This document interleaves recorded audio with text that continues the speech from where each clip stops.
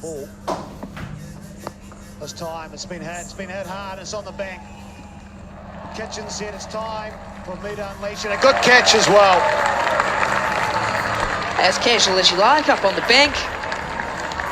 Comfortably moves across, gets two hands to it. Wonderful strike, Kitchen.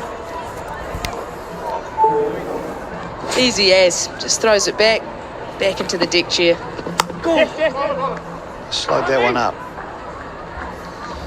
So 10 off the over, 69 for 5.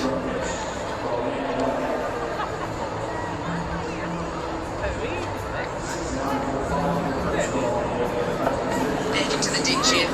Slowed that one up.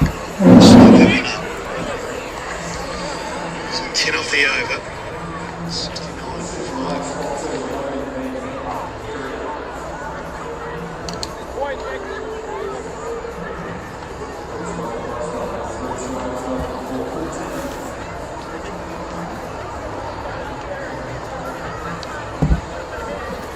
Star is born when it comes to fielding on the embankment. Right, let's head down. They've got the head coach of the Otago Volts, Rob Walter, joining us. Rob, good afternoon. Sid, how are you? Well, I'm good, thanks. 69 for 5 after 11. Your thoughts on how you're going? Yeah, definitely not what was in the plan, that's for sure. Well behind where we would have wanted to be from a wickets down point of view. Ben Sears' spell obviously was outstanding. Got us on the back foot fairly early. What about the surface? Because it doesn't look a typical basin reserve pitch. Yeah, it looked like there was a little bit of bounce, wasn't there? Sort of standing up, good carry, to be fair. So there's always good pace on it. But you saw most of their deliveries are cross-seam deliveries, so obviously they feel that there's a bit of extra bounce or just standing up with the cross-seam. Young husband into the attack. He's bowled well this year for the Firebirds. So what do you do here, Rob? What's the situation being 5 down, but you've still got 8 overs to go? Yeah, and to be fair, we've still got Nathan Smith, who's a highly capable batsman, and then Jacob and Mitch who can finish off an innings. So there's, we've got some batting still to come. These two are going to have to bat us to the 15th, I would think, to give us a shot of trying to get past 140. I think then you've got a chance at least. If we get skittled for 110, then it makes it really tough. But I think, the stats tell you if you get 160, you've got a good chance. So if we get to 145, then at least it's a game. Yeah, that was what I was going to ask you, because we're just talking off here. What's the minimum, the number that you think you need, just to, if everything goes right with the ball, that you're in the game? I reckon 145 runs. I mean, everything has to go right, as you said, but you've still got a chance. I mean, essentially, we've got to back ourselves to do what they did and have someone, one of our seamers, really get into the game early, and get them on the back foot and put some pressure on the tail, who probably haven't had much to do this season, given that the top order has done so well. So if you can get into the lower order and still get the rate up around 8, then I think anything can happen. Do you notice the way that the Firebirds have been bowling and the tactics they've used, and note that down for your innings? Yeah, absolutely. Kind of before the game even starts, have a good idea as to how they stack up, and they've got pretty much the script other than this spin. They obviously brought Ravindra on early, and Brace has bowled before Young Husband, which hasn't been the way that they've rolled out normally, but definitely it seems the cross seam was a way to go for the seamers. Almost everyone bowled most of their hard length deliveries across the seams. A wee bit of turn there for Young Husband, which shows it is turning. Into the 12th over, 73 for 5. What about spin, Rob? I mean, it does look like it is holding with the spin and actually standing up a little bit. Yeah, I think, when it's a fresh wicket, sometimes that can happen. The top layer is slightly softish. The batters were saying that was making a couple of divots there that would suggest that it's slightly soft on the top surface, which sometimes means that there is a bit of spin. And if there is that, even more so, that gives us a chance. Michael Rippon's bowled beautifully this season so far, and has bowled fairly well against the Firebirds historically. So, that's another angle that can get us into the game. So, yeah, we just need to get a score that can give us a chance, to be fair. I wish you all the best, Rob. I really appreciate being available mid-innings. All good. Appreciate it. Yeah, Rob Walter, yeah, great to have access to different voices. Frankie, you've got the players' mics and those sort of things, but to hear the coach's thoughts, and never easy when you're coming on at 73 for 5. And the reason they are is because of this man, Ben Sears. The old figures are 4 for 13 off 3. You'd think this is a first-class game. We're into the 13th over.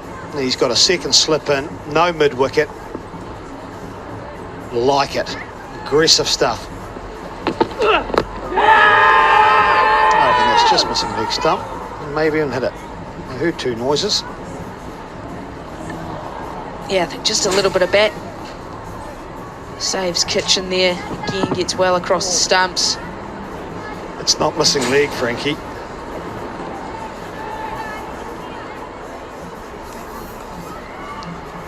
Two noises as it comes through. The question is, was those two noises front pad, back pad, or was it bat pad? Oh, it's gone full again, so that's obviously the tactic to Kitchen. My indication was this was two pads, Frankie. I reckon. Listen for the noises.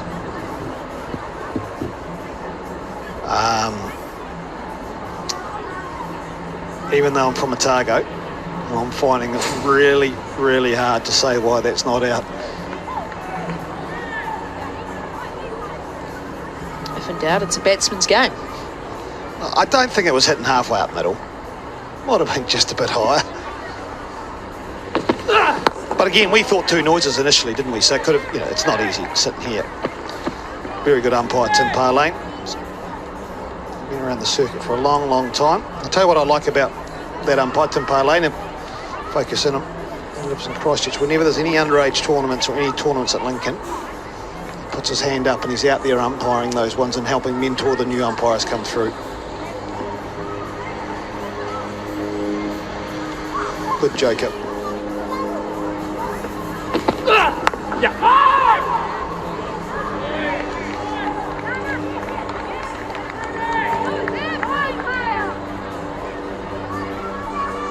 Just need to create some momentum. The question, Rob Walter talked about these two players being there at the 15th over, but there's no point being there in the 15th over if they're on probably 85.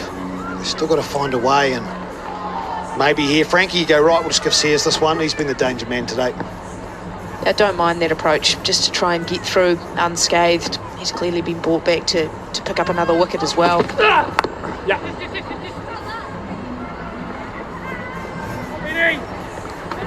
So if you can just get through. Now one ball to go. Leaving with 4 wickets next to his name. Then you feel it, you're more likely to be able to get through to that 15th, 16th over mark.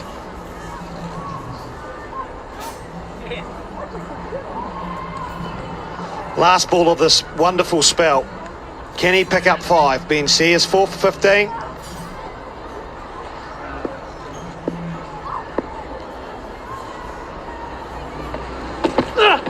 He's put there. Wow, he's been hit for 6.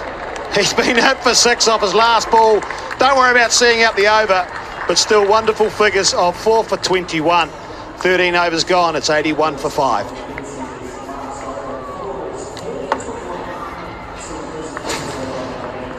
Disappointing end to see his spell. To get hit over the ropes for 6. He's going wicket hunting on that last ball.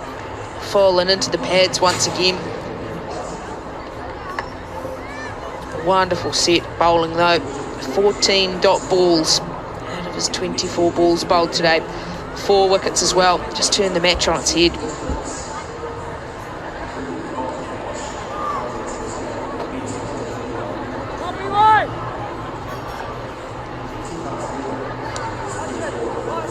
Wonderful figures of Ben Sears.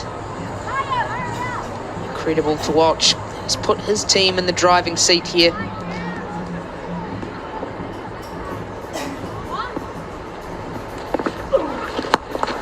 Young husband to continue. It's driven firmly into the offside. Welcome back, Grant Elliott, alongside me as well. Yeah, the first decent partnership here for the Sparks. They've been losing wickets in succession. 1 for 16, 2 for 16, 3 for 28, 4 for 38, and then 5 for 51. So now trying to build a little bit of momentum before they can probably get a little flurry at the end of the innings. Maybe not. Bill Edge from Young Husband. He's done it all competition. He's got key wickets in the middle of the innings, set up by the fast bowlers. And again, gets a little edge to blunder the keeper. Just as that partnership was really starting to blossom, you felt it was time that the Volts were going to try and put the foot down here, get up towards that target of 140, 145. Couldn't quite do it. Young Husband with the breakthrough. Kitchen has to go for 28. The Volts now 82 for 6.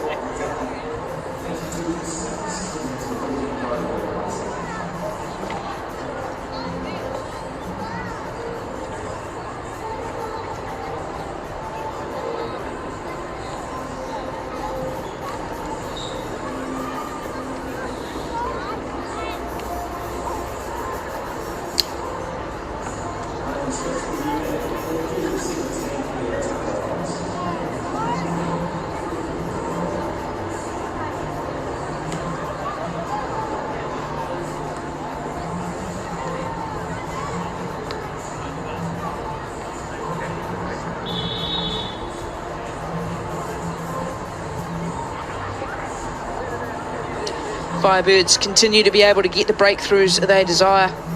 6 down now, and that brings Nathan Smith to the crease. Just his second game so far in the Dream 11 Super Smash.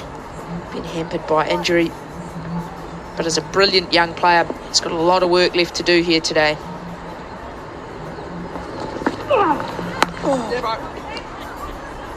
Nice organised start, punching out to cover for 1.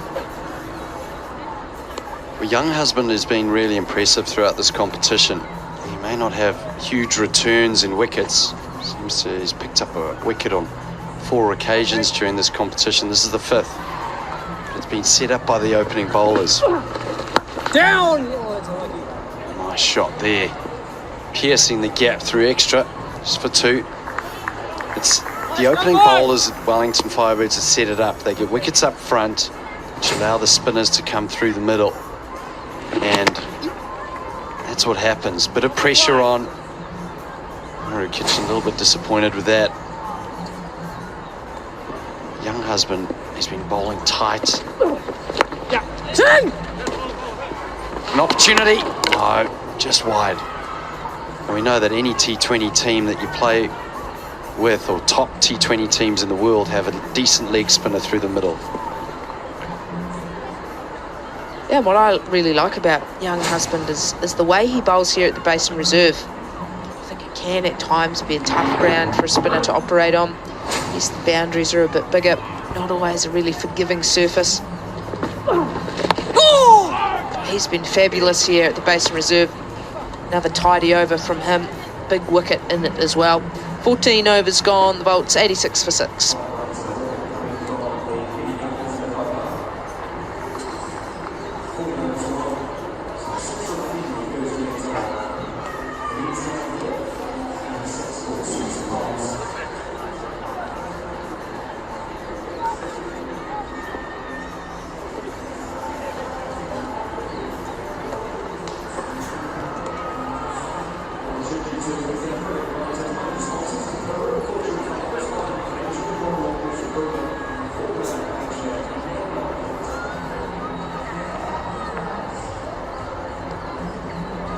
Sears completing his 4-over spell.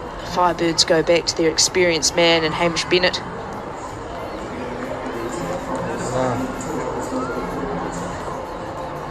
Hey Dev, it's Grant here. Hey, Grant. Can you stay focused? Looked like you were sleeping on the boundary there. Hey, Grant, you all right? Hey mate, how quick is Searsy? How quick has Ben Sears? Yeah, he's fast, Grant, eh? He's not the sort of guy I want to face in the nets, to be honest. Get there, Devon. I'll get there. it. I'll get it. Good backing. One for the arm. Oh. Ow, that hurt. That's a keeper's arm. Not bad, actually, for a keeper, Dev. Sorry, Tommy. Cheers, thanks, Grant. Not bad. No, so what sort of pace are we talking? Yeah, Tommy actually said he was bowling quite quick into the wind today, so I reckon he was probably touching at least 140. Apparently, that's Tommy's word, so somewhere around there, I reckon. But you told me we couldn't believe whatever Tommy said. Don't believe everything he says. Can take some bits out of his game, but not everything. You also noticed that with Ben, he was bowling mainly cross seamers. Is that his go-to? Yeah, no, we actually spoke about it. When I was standing next to him there mid-on, we sort of said, cross seam might be the game, yeah, because like some of them were sort of standing a little bit in the wicket. Just thought maybe if the odd one lands on the strings, it might just sort of hold in the surface. Oh, Nice, Logan. You all good? Yeah. Beautiful. Yeah, right. we also sort of said, you know, who's going to take Jimmy Neesham's place in this team, but wow, he's done well today. Yeah, Susie's done really well there. Like, he's a real impact player for us. Like, he's got the ability to get wickets, and as you know, in 2020 cricket, wickets are important. So, yeah, I'm pretty happy for him that it's gone his way today. Good bloke, young guy, always eager to learn, and yeah, no, it's exciting to watch him bowl.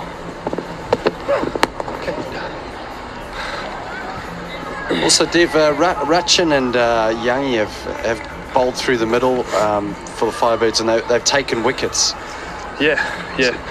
That's an important part for you guys, isn't it? Yeah, definitely. You know, I think PY sort of coming in and sort of, you know, doing his role has been awesome for us. You know, I think, you know, bowling leg spin with the odd googly and the slider, he's sort of nailing his role really well for us. Getting wickets in those middle periods is crucial. You know, it slows the run rate down, and it's good to see him getting game time as well. Like, good guy to have in the field, probably one of the better fielders in the country, and yeah, he's doing his role pretty awesome for us, and we're grateful to have him in the side. Yeah. Beckett. Top of the stumps. Yeah, decent. It's a decent throw there, Dev. Has Tommy got to get to the stumps there, Grant, or am I going crazy? Yeah, no, I think Tommy should have got to the stumps there. He's probably being lazy. Just tell him. Let him know. Are you going to get to the stumps, or you're good? You tired? Okay, relax. Hey? Okay. Just checking the arm. What did he say? He said your arm's no good. Yeah, he said he's a little bit questionable. He doesn't like my throws. Look at him. He says, I don't throw it right over the top, so... To be fair, maybe he didn't go to the stumps because he knows you don't have that much power in the shoulder. You got to keep his arm. Yeah, it's fair. That's fair play from you, Grant. No arguments. Yeah, I'll get it. Tommy, to the stumps! Whoa! Oh no, 4 meters before him. That's a good length. Oh, you're bouncing it in there. It's good length, eh? That good length sort of thing. You like it? So, Dev, you're obviously happy with where you're at the moment because you seem quite chipper out there. What sort of total will you be happy to keep them under? Yeah, if we can keep them under, say, 135, I reckon that'll be good for us. You know, these are still two good batters out there. You know, Rips, he's obviously quite an experienced player. He's pretty good at doing this sort of role, sort of batting at the end, and Nathan Smith as well can give it a good hit. So, you know, but a lot of pressure sort of relies on these two. They're probably the last sort of recognised guys to do the real damage. So, I reckon if we can keep them under 135, I don't know, they might be generous. You might have to tell me, but. Oh well, thanks, Dev. Thank you very much for your chat. Cheers. That's the end of the over. 96 for 6. Thanks.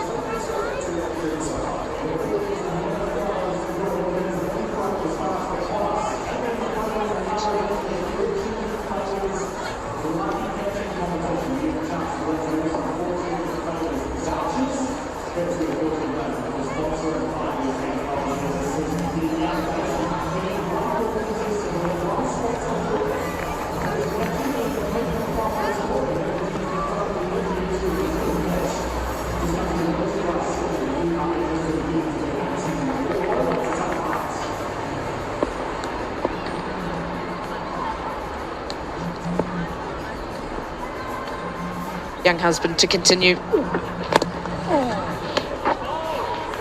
Just can't quite get on top of the spin here in the Volts.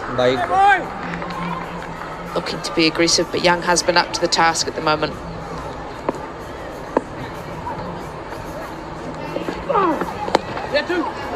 Worked into the leg side, pushing hard.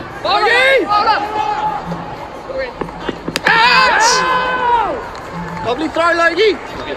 Have a look upstairs at that one. Run out. Can we have your best side on angle? This is close, Frankie. Thank you.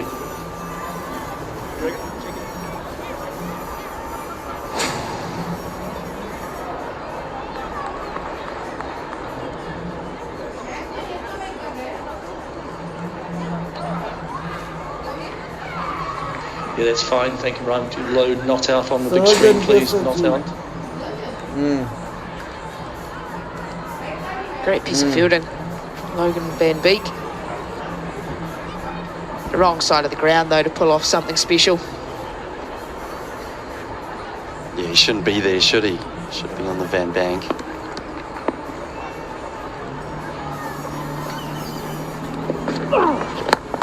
It's down the wicket on this occasion. Gibson does well. Another couple to the total. It's a nice opportunity here for Nathan Smith. I've always thought he looks accomplished, whether it's with ball in hand or bat. Very talented all-rounder. And this gives him a good opportunity to have a little cameo finish for the Volts. He's always looked very organised as a batter. Plays with a full face of the bat. It's not often when you bat in the middle order or lower middle order that you get a nice opportunity to face 30-plus balls. Good opportunity for him.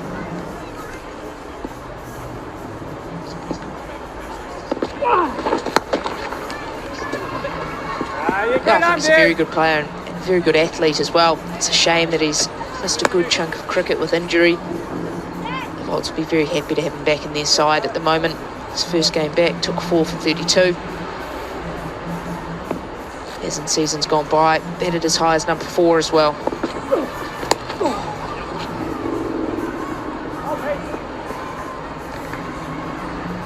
Tidy over, 7 runs coming off it, 103 for 6.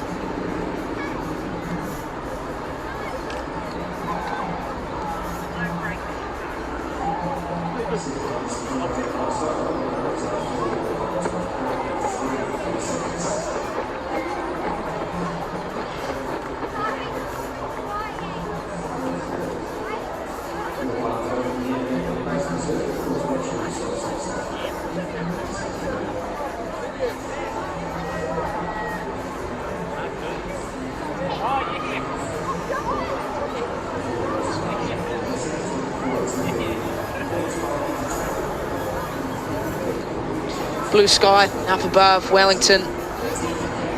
Some quality cricket being played at the Basin Reserve. Home side with the advantage in the match so far. The Volts 103 for 6. A bit of discussion around what would be the minimum score the Volts need. Volts coach throwing out 140, 145. Still means last 4 overs need to go at 10 and over.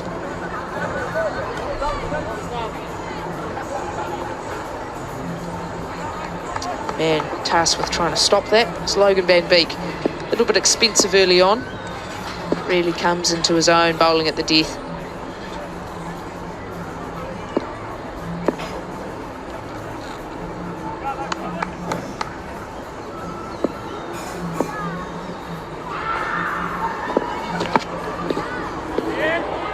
Starts with wide outside the off stump.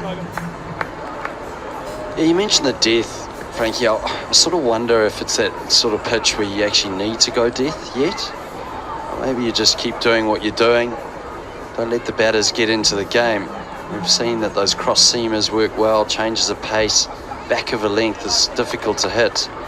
We've heard that from Devon Conway and even the coaches who seem to think that it's sitting in the surface a little bit.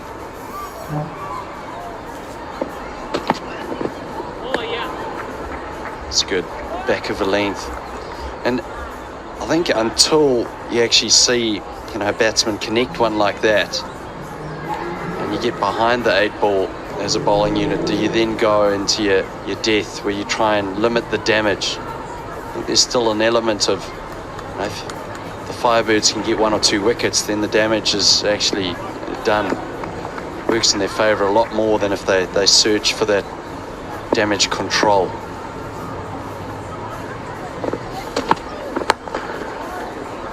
So for me, it's still about getting those wickets. They can get 1 or 2 more wickets here, and then balance that with, okay, well now there's only 2 overs left, maybe in the 18th, so potentially this over and the next, try and still bang it in and get that length right. Yeah, and if you are aiming to go Yorkers, the miss areas tend to be low full toss or a half volley, and I think possibly on a surface like this, those are the deliveries you're actually searching for. They're actually the ones that come onto the bat nicely.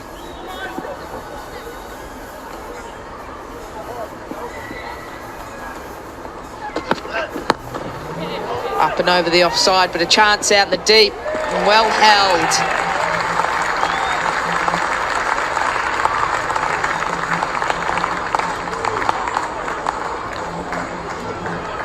Well, there was no third man. There's a wide-ish point. Logan Van Beek's thrown it out there, bowled it full, and comfortably taken by Jamie Gibson. Well, that'll put the brakes on. Another wicket for the Firebirds. Rippon leaves, scores 105 for 7.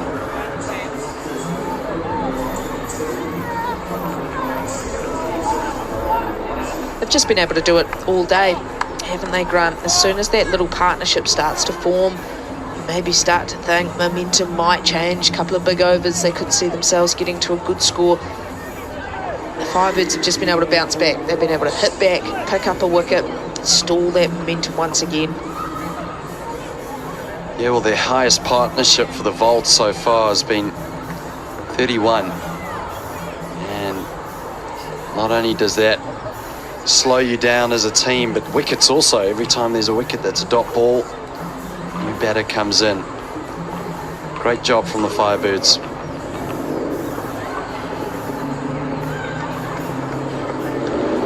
Max Tube to the crease now. First white ball game for the Volts this season.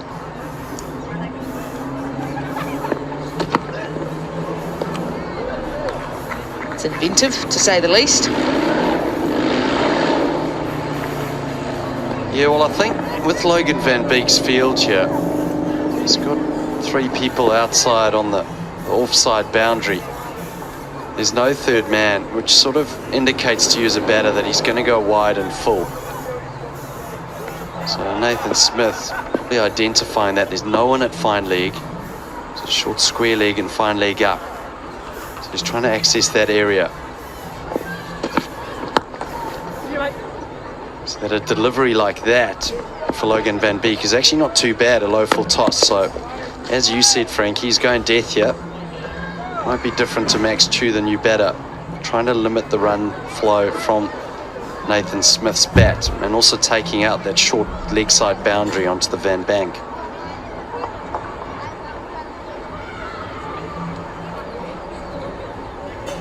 He doesn't want to get hit onto his own bank, does he? Nope, I think that's exactly what he'll be trying to avoid. Yeah, boy.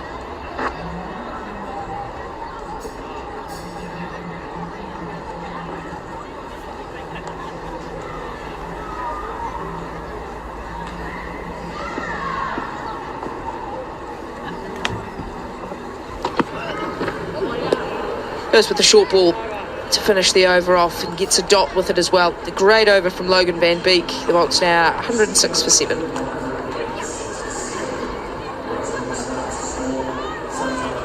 This looks so organised, and it's easy to look organised when you're getting wickets in succession, I guess, as a bowling unit. But just, you know, that delivery there just shows you how well they've analysed this opposition team. First ball to the new batter, Max Chu, bouncer to finish the over, dot ball, more importantly a dot ball. And the players these days analyse players, they know where you're weak, they know where you're strong.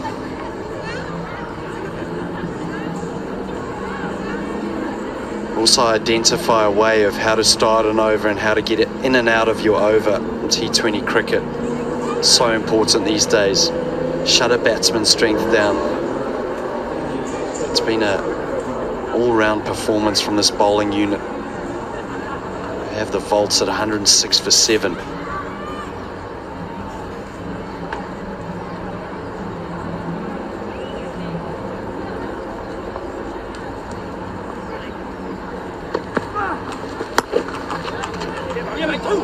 Hit firmly through the offside.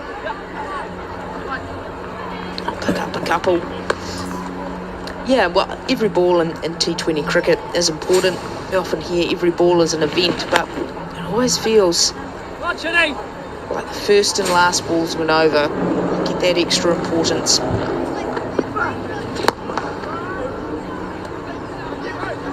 Pushing hard for 2 on this occasion, and the little misfield as well.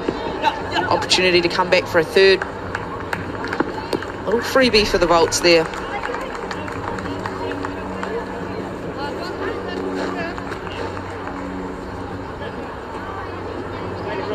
Yeah, Rachin Ravindra, he's really slowed it up this over. He's bowling with the wind. I quite like this at the Basin Reserve. I love it when the spinners bowl with the wind. Force the batters to hit it into the teeth of the wind, also over your head. Makes that boundary so much longer. I think the way to do it is to try and manipulate yourself around the crease. Use that crease, the width of the crease. Try hit the ball towards the leg side where Chu's going now. That's where Nathan Smith needs to try and work out how's he going to hit Ravindra to that side. Ravindra's bowling well, yeah, he's bowling slow. Trying to get a little bit of purchase on the ball as well. With those 3 men behind point. If you had a reverse sweep, this is the best time to use it. Yeah, we saw similar fields to this utilised in the women's game earlier in the day, trying to create a patch of the ground that you can block off. Goes into the leg side this time. I can only find the fielder. That man once again, Jamie Gibson, safe hands in the deep. Well, that's what he's bowling for. It's a big boundary out there. It's almost into the wind. Smith's trying to go with it there. Doesn't get enough of bat on it. Comfortable catch. Another one for Jamie Gibson. Nathan Smith goes for 16. It's 112 for 8.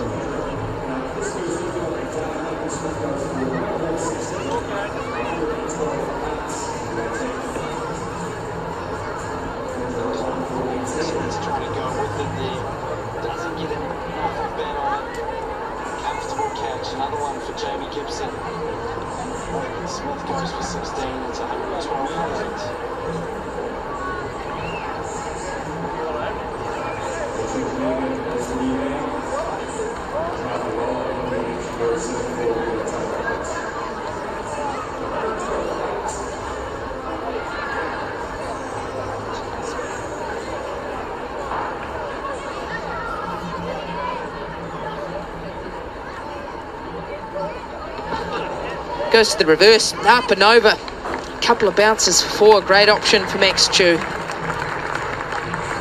That is a great shot from Max Chu. Rachin Ravindra wide outside off. It almost got a little top edge on it. Yeah, I think a little top edge, which didn't matter. Quick hands.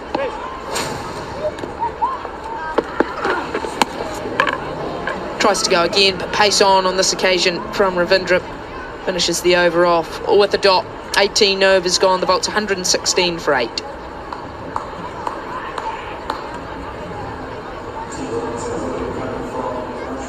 Mitch McClenaghan, the next batter in, sorry. He's played most of his cricket in Auckland, played around the world, Mumbai Indians. So this is 200th game for Mitch McClenaghan. 200th T20 game. A man with a lot of experience. He can actually, he hits a decent ball. He can clear the rope. He backs himself as a you could say a bowler, but sometimes he would back himself as an all-rounder. Likes to think of himself as someone who can play a decent, accomplished innings at the back end, get a little cameo. Certainly can hit a ball. Amazing that he's played 200 T20 games already. Fantastic achievement for him. Full fielders back on the leg side. McClenaghan well outside the off stump. Bit of a leading edge, full short. Able to scamper through for a single.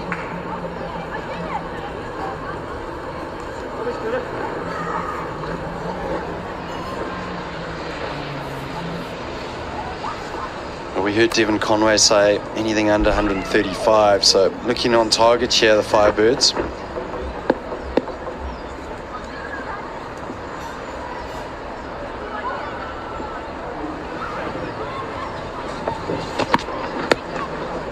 Picks up on that one, down the leg side.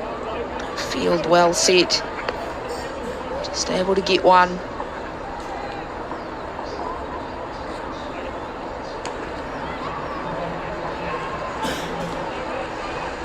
He's been able to execute his plan well so far, Logan Van Beek. Been able to run in, get close enough to those Yorkers, been able to close down half the field.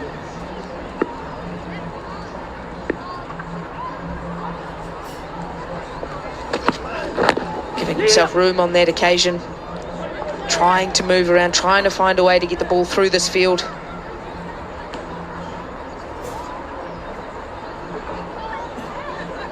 Yeah, so when you're watching on your screen there on your left, that's the big side of the boundary. Now, Logan Van Beek's bowling a smart spell here. Through the offside, he's brought up all the offside fielders. He's trying to bowl a leg stump Yorker. He wants to get the batter to hit ball leg side to the left of your screen. So all the men up except for third man now. That third man does give him the ability to bowl a wide Yorker as his second option.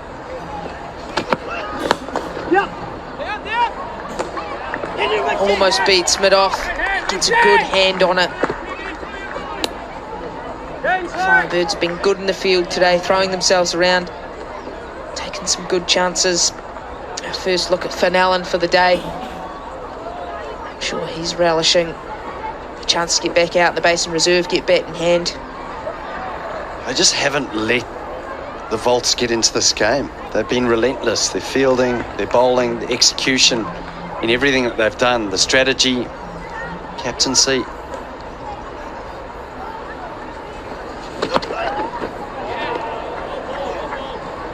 And that one will be called wide. We saw one early on in the day that was maybe let go. Not so much now. A little bit touch high.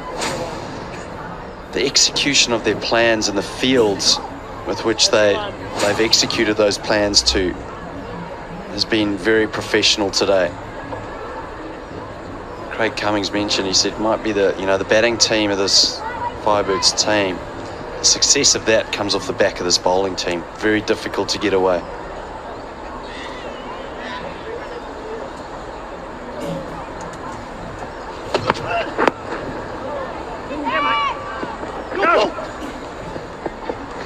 Coming back for the second, getting home comfortably, throw a little wayward. I think the foundation of the success of both the Wellington sides has been their bowling lineups. They've got some real firepower, explosive players at the top of the order in both the Blaze and the Firebirds, but it's the ability to be so consistent with the ball, know their plans well, and they just seem like they control the tempo of the game. Teams seldom get away from them. Yes, batsmen might get some people in the crowd, people in the gates. Bowlers bring that success. Ball sneaks through as well, diving effort. Pick up 4 off the last ball of the over. 19 overs gone, 128 for 8.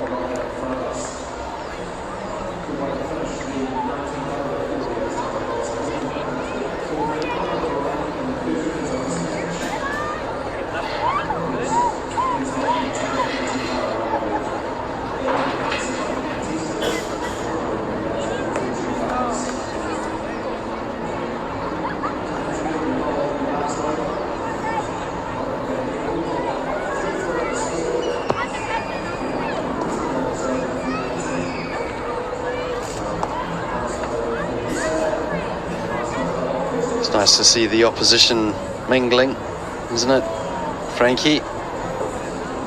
Just played against each other. Kasparek having played with the old teammates there. Probably just telling them how much they beat them by. It was a significant amount. No, it's great. Oh, yeah, where are her sunnies though? That's the question.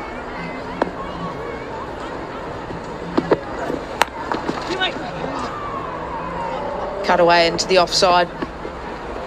Just a single to start the last over. Hamish Bennett tasked with bowling the last.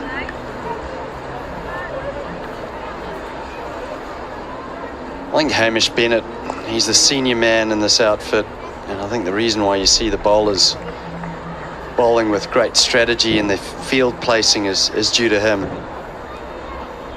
He runs his team really well, the bowling unit.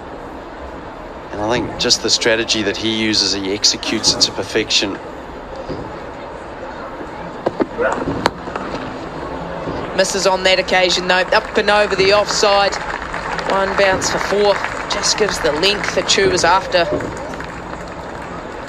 Yeah, trying to go wide and full to Chu. That's a great shot by Max Chu. One of the better domestic death bowlers in the competition.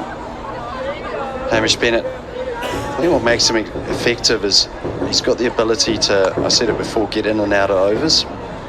He's bowling to the tail here. That's a great shot by Chu. He doesn't look like a tail ender.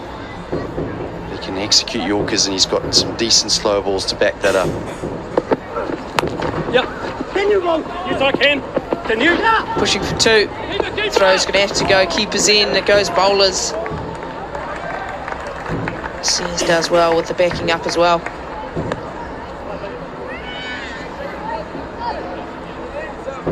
Max Chu's done a great job here.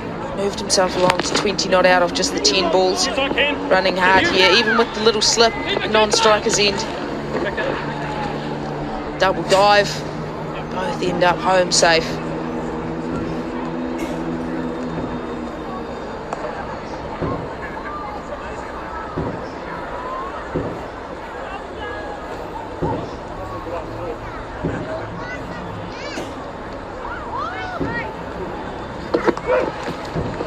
Goes to the short ball once again. Good height this time. Picks up a dot ball. Well, mid-off and mid-on are up to Hamish Bennett. I don't think that Max Chu's got the power to actually hit it over them, but as we saw earlier on, he had a beautiful one just wide of mid-off.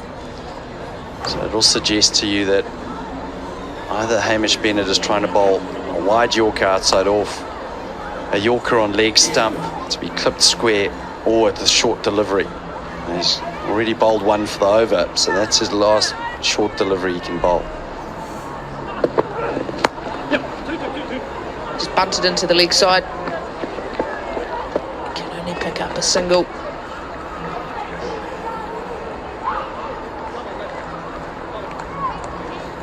Sitting at 136. Currently 1 ball remaining.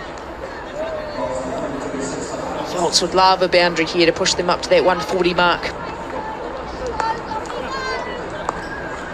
Flanagan's a good striker of a cricket ball. Can hit a big ball as well.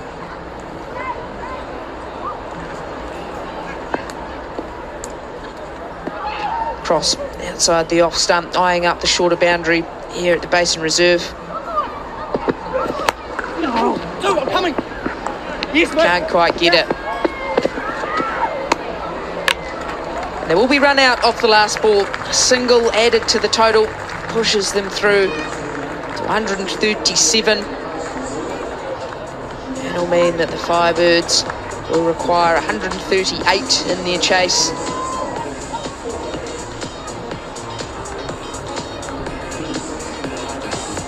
It's been a good bowling performance from the Firebirds. They've been in control right from the start of the innings. Able to pick up wickets almost at will, ending up getting the Volts 9 down, and that really put the handbrake on the run rate as well. Ben Sears brilliant, picking up 4 wickets in his 4 overs. Good inclusion into the side.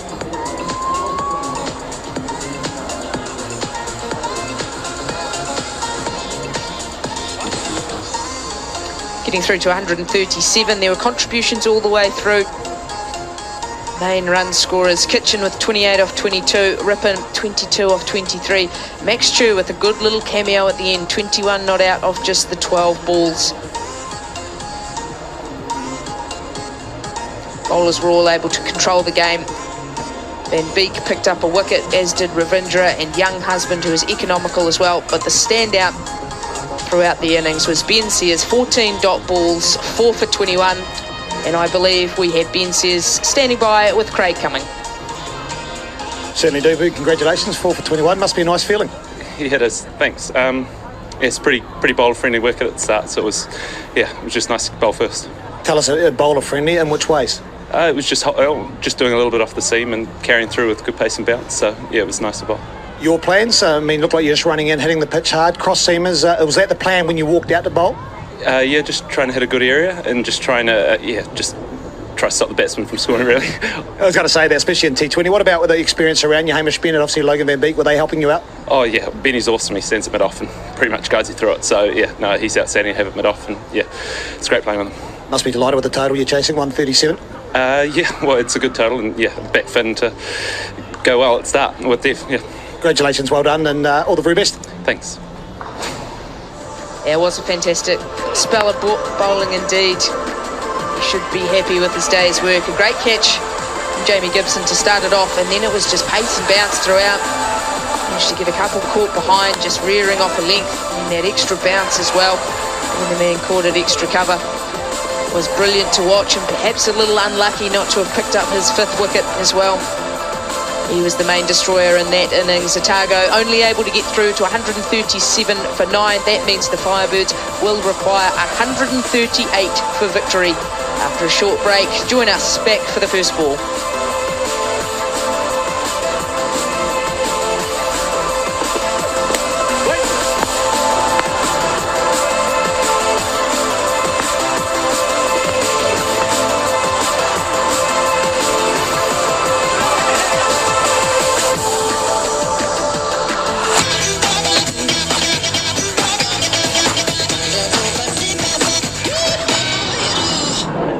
This coverage is brought to you by KFC.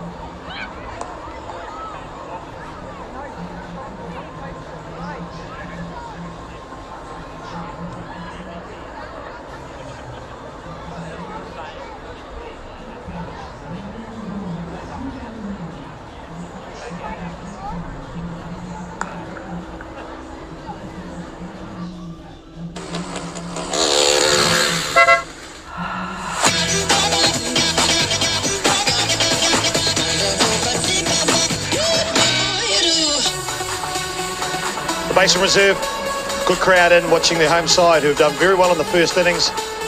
They have restricted Otago Volts to 137, so their target will be 138 runs from their 20 overs.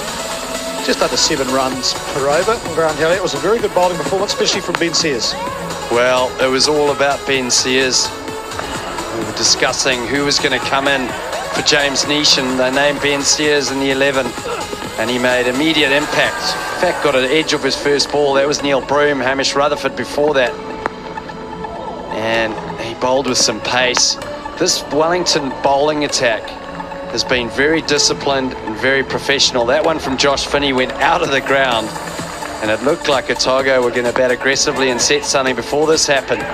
Up in the air, that man Gibson took a few catches today. Ben Sears bowling cross seam on a pitch which was producing what the players said maybe a little bit of variable bounce. Otago never got going. They just kept losing wickets. The biggest partnership being 31 in the whole innings. And every now and then they access the small boundary. That was a great catch. Well held. They had a flurry. Anu Kitchen was trying to beat them out of trouble. But like the whole innings, they just keep losing wickets. When they got a bit of momentum, Kitchen wasn't happy with that, shook his head. When Rippon departed for 20, it didn't look like the Volts were going to get anywhere over 120. Nathan Smith thought when he hit this had gone for 6, down breeze, but another good outfield catch. But Max Chew and Mitch McClenaghan did well in the last 2.5 overs to get them through to 138. The coach Rob Walter said at about 10 over stage, 11 over stage, when they were 5 down, if they can get through to that 140, 145, things would have to go their way a lot, but it gives them a chance. The start's so important here, Grant, for both teams. If you can create momentum with the bat, you can break this chase in the first 6 overs, but you pick up 2 wickets, you get the old shuffle going in the changing room. Yeah, particularly with James Neesham out of the team, maybe a little bit more of a fragile batting order for the Firebirds, bringing in an out-and-out bowler in Ben Sears. As you said, this is key. Just spoke to Mitch McClenaghan at the start of the game, and he said he's going to open up. It's his 200th game, 200th T20 game. His job is to try to dismiss these two, Finn Allen and Devon Conway. Yeah, such a big part of the Firebirds' success have been these two, especially Finn Allen. So far, he's managed to pick up 4 times the Dream 11 game changer. All 4 of those by Grants. I've been commentating, actually. So when he saw me here today, he said, I hope you're up in the commentary box, Craig. His 2 semi-failures have actually haven't been here, but gee whiz, he's been impressive. So McClenaghan, they've got a slip in place, so looking to attack. Deep square leg and a fine leg back on the boundary.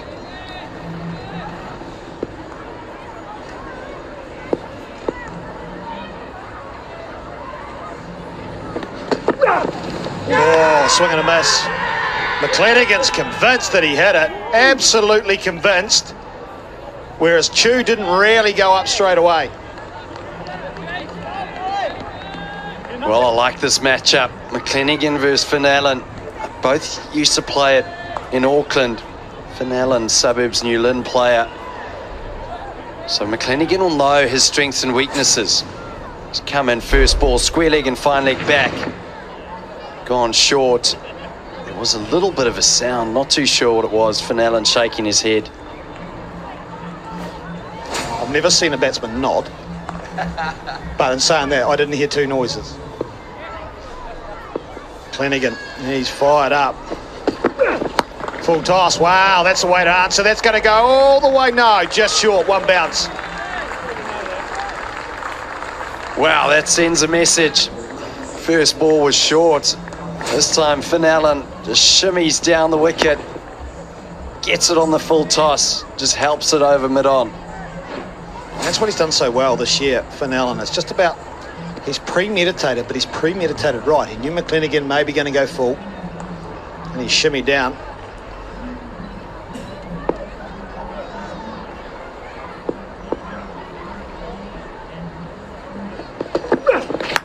Bowling! Finn Allen finally departs.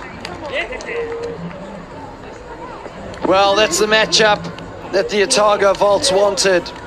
Mitch McClenaghan versus Finn Allen. He gets it full, it seams away. Great delivery. One of the danger men in the Firebirds team departs for 4. The score's 4-1.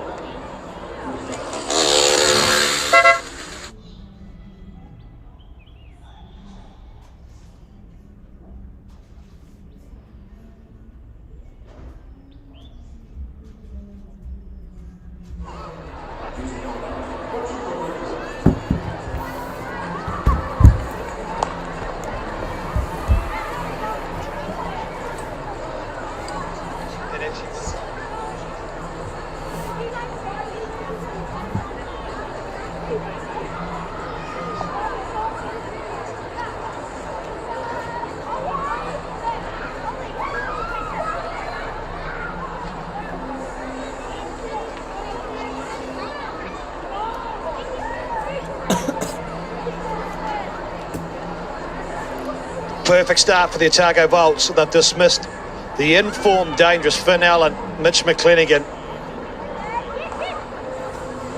The experience in his 200th T20 game has picked up the wicket, and they've done exactly what they wanted to do, the Volts. Rachin Ravindra is going to come out one of the few times he's been asked to bat in the first over. There he is, Mitch McClenaghan. Thought he had Finn Allen first ball. Was still convinced when they went in the huddle. He was asking Max Chu, why didn't you appeal? Max Chu said, well, I didn't hear anything for a start. But now, look at the field. We've got a slip and like a short third man in another catching position. McClenaghan's got his tail up.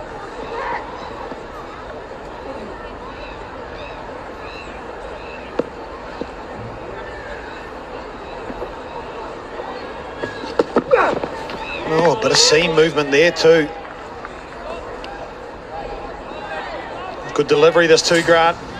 Well, you said, Craig Cummings, that they're going to have to come hard, the Volts, and get wickets early on. And that one just seaming away, an early wicket, and probably the biggest wicket they wanted.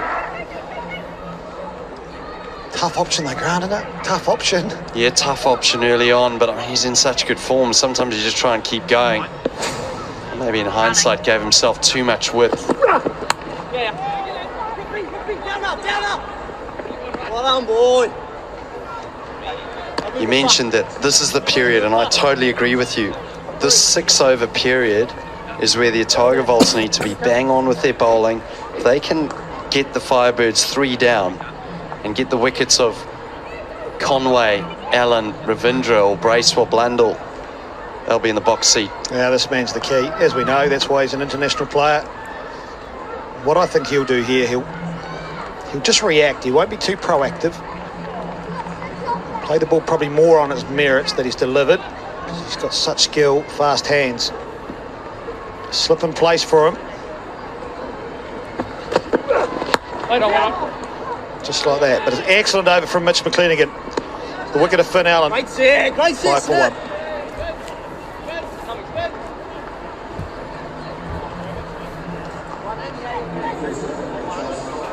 Great start from that man, Mitch McClenaghan. 200th game, also rocking those new sunglasses that everyone just can't get enough of, the public. What a chat about them. Not a lot of them down south, Grant, to be fair. I could not pull those off, I'll tell you that right now. Of course you could, mate. You could pull anything off. Is that 2, please? That is 2. Well, he's done exactly what's needed. That's for sure, Mitch McClenaghan.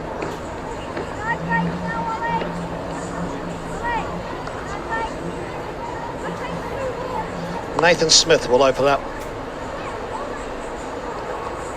He will be bowling into the northerly. Very, very good seam out of the ball. Quicker than he looks. He's an impressive player, Nathan Smith. All-rounder. Looks very conventional with the bat. Had an opportunity today, play some decent strokes. But he got 4 for 32 in his last outing for the Volts. Yeah, that was his first of the year. been injured. Had those heavy bails, Grant. Basin reserve. You just bring them out from the start. That's a good point. Always frustrated me at the Basin when umpires would say, oh, hold the game, let's just wait. We'll bring the heavy bails out. And you're like, well, why don't you just start with the heavy bails?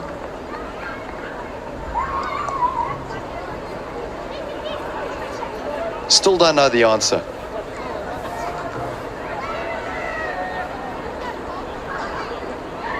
Another false start.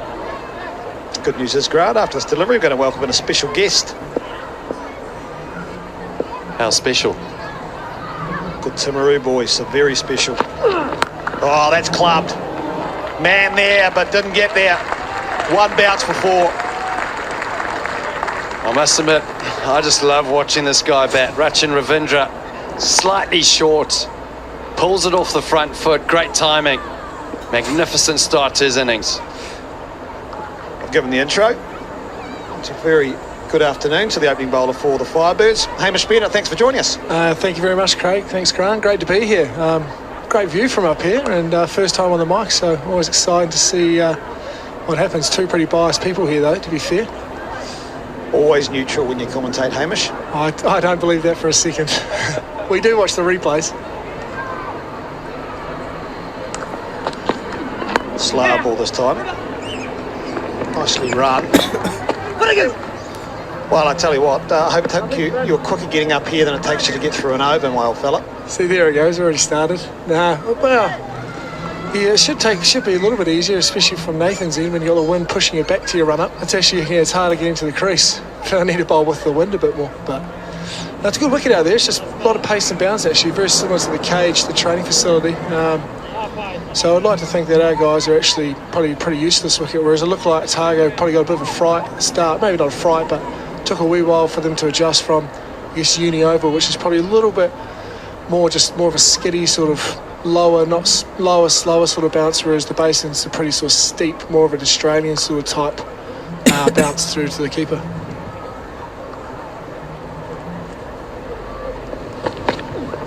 It did seem way beautifully played. That's what I talk about with Devon Conway. Just reacts to what he sees. Well, there's no third man, and we saw this with the Firebirds as well, deploying more of a wider cover or deep point. Conway knows that. Soft hands down to third man. Beautiful stroke. So, I mean, would it be fair to say then that in the nets that you were also, like Sasiazi was using 3/4 seam, cross seamers in the nets as well? Yeah, well, Searsy, we call him the bird killer. So if we want the ball to stop swinging, we give it to him. So he bowls a lot of those deliveries. Yep. Slow ball there from Nathan Smith. Yeah, I don't think he bowled one down seam, Hamish. No, he wouldn't have. I don't think he would have bowled one all 2021 down seam, Craig. Maybe to warm up into the mid, but no, he sort of bowls those 3/4 cross seamers. I mean, and that's his skill. He's a tall man, comes in, hits that length, and tries to get that variable bounce. And that's what he did today. He got the ball to really steep through to the keeper and grab the outside edge a couple of times. So what about red ball cricket? Does he try to swing it in red ball cricket, Seema? Well, those new Kookaburra balls, he can actually swing them, so that tells me that maybe they're too good, too new. But he does try and swing it more there, but in white ball cricket, yeah, he's more of a 3/4 bowler. Dot the end of the over, 2 gone, 15 for 1.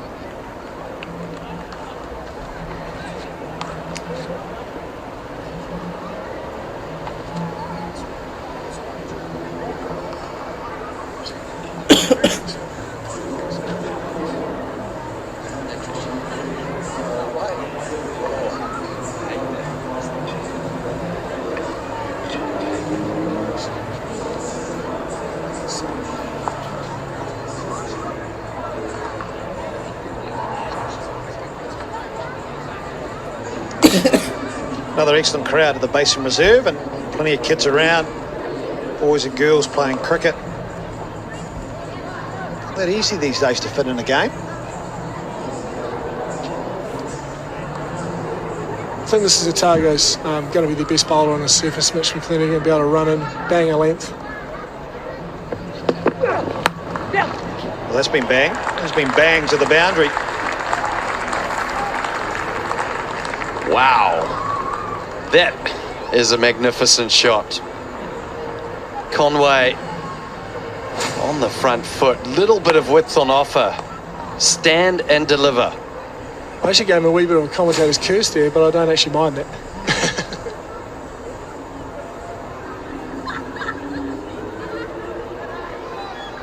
There are just some players that you like watching for whatever reason.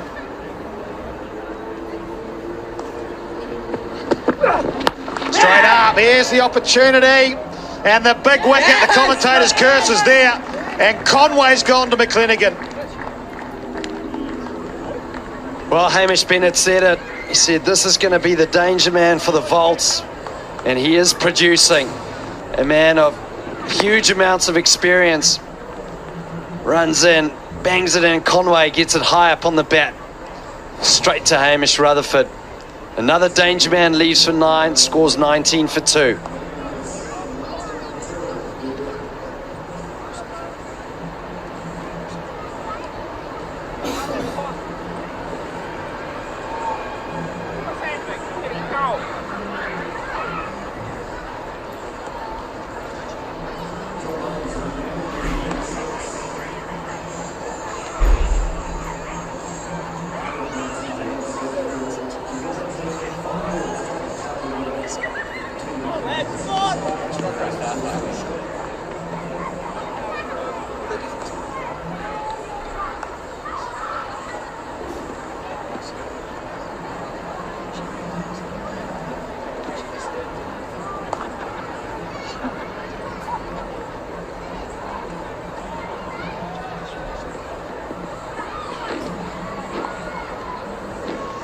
Chat between the captain on the left and dual wicket taker Mitch McClenaghan. 2 for 9.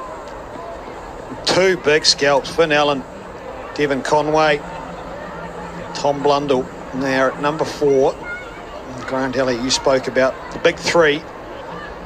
Pick him up, then the Volts really do have an opportunity in this game. I think this wicket will actually suit Tom Blundell, bit of pace and bounce. Likes to play off the back foot, so hopefully today's his day. It's a slow ball. Yeah, also agree with you, Hammy. I think at the moment, yes, you try and get ahead of the game with Finn Allen and Devon Conway, but now it's almost just proper cricket. From Otago Volts' point of view, you might try and bowl McClenaghan through. Try bowl him through, see if he can get 4 wickets. If he can, give the Volts a great opportunity. I think it's about you got to try and set some attacking fields, stop the singles, and you take a little bit of a risk to win the game. And bowling McClenaghan out is that risk. As Tom Blundell's about to take strike, just signed a sock deal actually. Tom Blundell, actually surprised his socks aren't tucked into his pants. Can't do advertisement on here, Harmy. But no, it's more about giving Tom grief. But, oh, is that right? Fair enough. Yeah, he's a shy character. He'll hate that. So got one over him. What about you? I mean, I'm not saying 2 down and wishing anything untoward. I mean, you want me to pad up? Do you actually even bring the pads down these days? Yeah, well, this isn't arrogance, but on the away trips, I don't bother to pack pads because we've got that many left-handers. Oh, that's smart. That's not being arrogant. So I've got more room in my bag, and then I just give, and I've actually just niche my helmet. So I've travelled around with 1 pair of gloves, 2 bats, chest guard, thigh pad, arm guard, and just bowling boots and some touch shoes, basically. Oh, that's good areas. And the space that your pads were, does that open up a bit of space for some going out kit?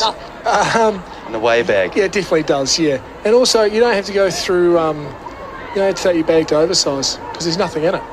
So you just drop it off there, everyone's going to oversize, and you'll just stroll on through to the lounge. So, yeah, you're right, though, going out kit goes in there. Well, you are in good form because I saw you play an innings earlier on in the season for the old Tablelands, where you brought them home at the end of the game. You talk about no advertising, but yeah, I did. Yeah, me and Steve Chew, Arch. Beautifully played. It's just letting the ball come on. I think McClenaghan would take that over, though, because he picked up the wicket of Conway. 3 gone, 24 for 2. Yeah, you're talking about before about the trend about this deep point sort of man. I'd like to get your two guys' thoughts on this. I think early on in innings, I still think third man has to be there. I think someone like McClenaghan is running in, bowling that heavy length back of a length, especially if you get a nick, or even if Blundell tries to play a pull shot, protecting that small area of the ground where the breeze is going. You're also such a big chance of getting a wicket. Yeah, I don't mind having a deep point to a guy like Devon Conway, get a slip in, then have a short third man, because you actually want the player to try and play it down to the third man if it's going to give you an opportunity to get an edge. But to a player like Blundell now, with the wind, you know he's not going to probably play an expansive shot. I'd go more conventional. So I think it's more dependent on the player and how they thrive on width. Oh, that's nicely bowled. Yeah, I think, in some ways that's probably explaining your point, Grant, there, that they're trying to go down to third man and it brings the outside edge. I mean, Hamish, you guys do a great job, and the Firebirds have been one of the leading bowling attacks in the last 2 years, hence the reason you're champions last year. You guys are obviously do a lot of thought, and it's something you do well. Yeah, and that's what Ravindra's trying to do there, is just try to sneak that past, because there's no third man, that short third man, which could get the edge. Straight up. Oh, he's got enough of it. I thought it went high, but no, it's down breeze. I think it might have gone all the way for 6. So much for straight up. Well, it looked high up on the bat, and it looked like initially it was going straight up. Boundary, I think it is 6. I think Derek Walker could just trust the fielder there. I mean, if that was me, I'd be saying 4, but Nathan Smith said 6, so I think you got to trust the player, especially if he's giving runs away. Not very often you see a fielder signal 6, and I seriously thought it sounded like it hit right at the top of the bat, a little bit like Conway's, and I thought, this is out. Yeah, it certainly made that sort of sound off the bat, but Rachin Ravindra is so good in that area. Decent timer of the ball. So the breeze is a lot stronger out in the middle than you think when you're actually watching the game. So always tell by the big tree there by the side screen, if that's blowing a bit there by the scoreboard, those trees, then I know it's pretty windy out there. So it's a good advantage here, Rachin playing straight down the ground, using that breeze.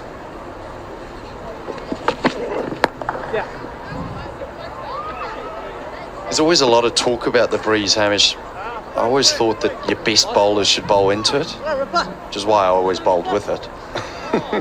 So you're saying that Tim Southey's better than Trent Boult? Well, I always think that, well, there you've got a left armour, so obviously he's going to swing it back. But I think that if you bowl in one-day cricket, you bowl your best bowlers into it, you've got more chance of trying to stem the flow of runs. Right, white ball. Yep. Good clarification. Yeah, just the white ball. Picked up. That's nicely played, fine leg inside the circle. So Blundell, he's looking good. You said that, Hamish Bennett, that you thought this might suit him, the surface.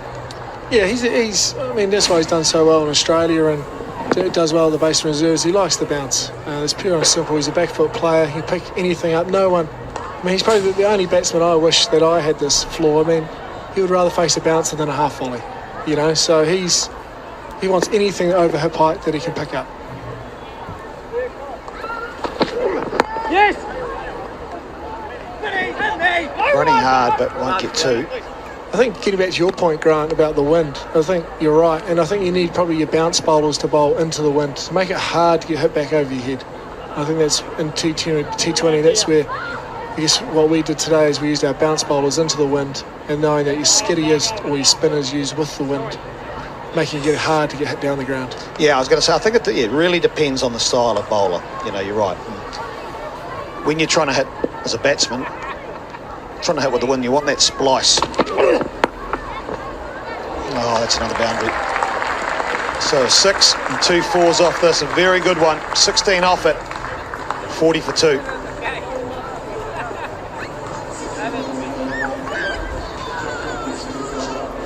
Rachin Ravindra almost jumped off his feet there, played that mid-air. Width on offer. It's a great shot. Plays 360 degrees around the wicket, Rachin Ravindra. He hasn't really got going in this competition, just 140. He's got some wickets.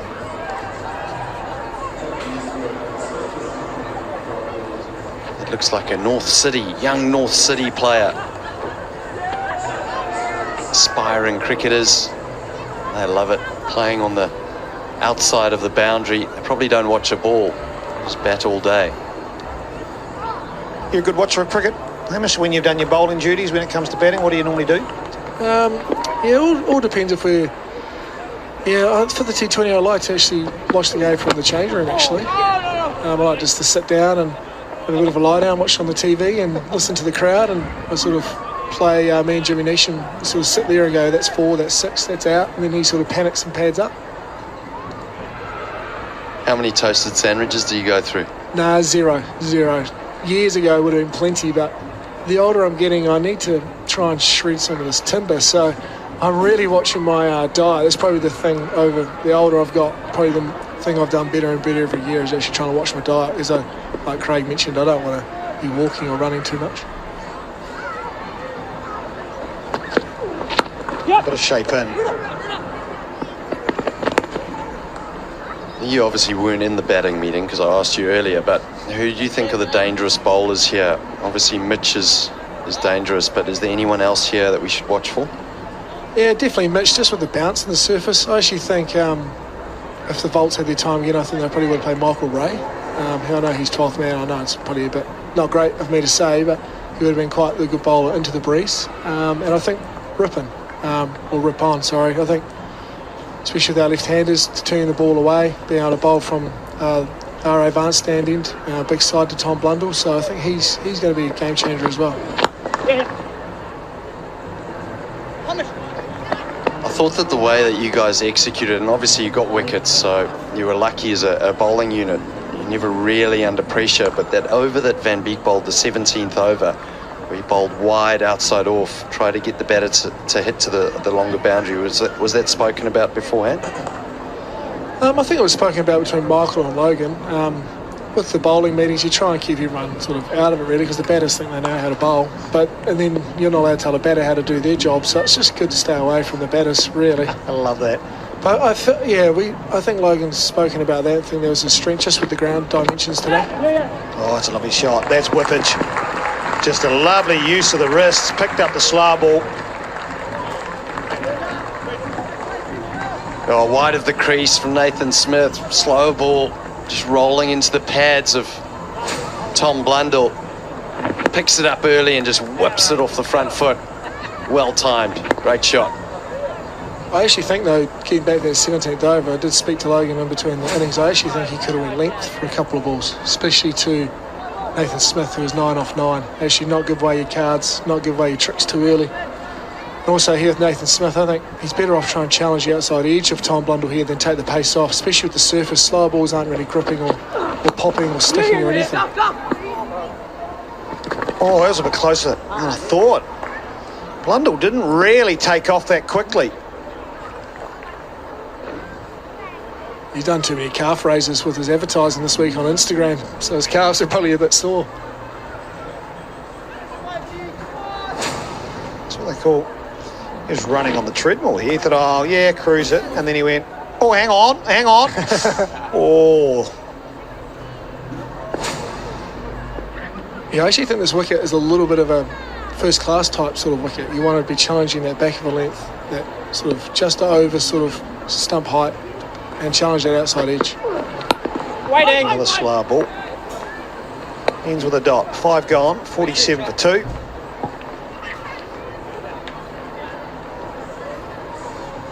Well, Hamish, really appreciate you joining us up in the commentary box. Always nice to chat to a good Timaru man.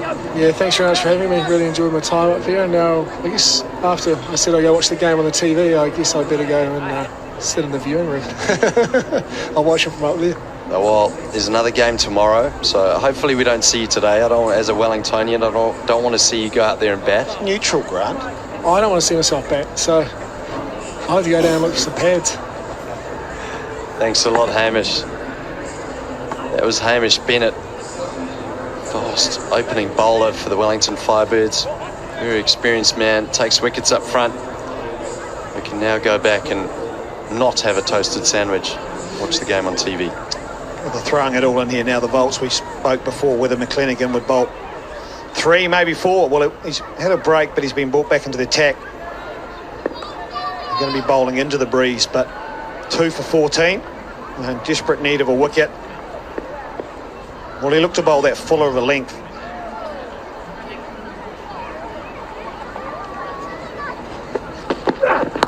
Use of the feet. Oh, again, whippage. Lovely wrist from Tom Blundell. I don't agree with this, Craig. Mitch McClenaghan coming into the win now. He's been so successful with it. Now changes ends. Tom Blundell uses his feet. He thinks, I'm going to go on the offensive here. And I think McClenaghan, he should have bowled his 4 overs through, but I think they should have been with the wind. Yeah, you want to give him everything in his favour, don't you? You want to give that a real chance.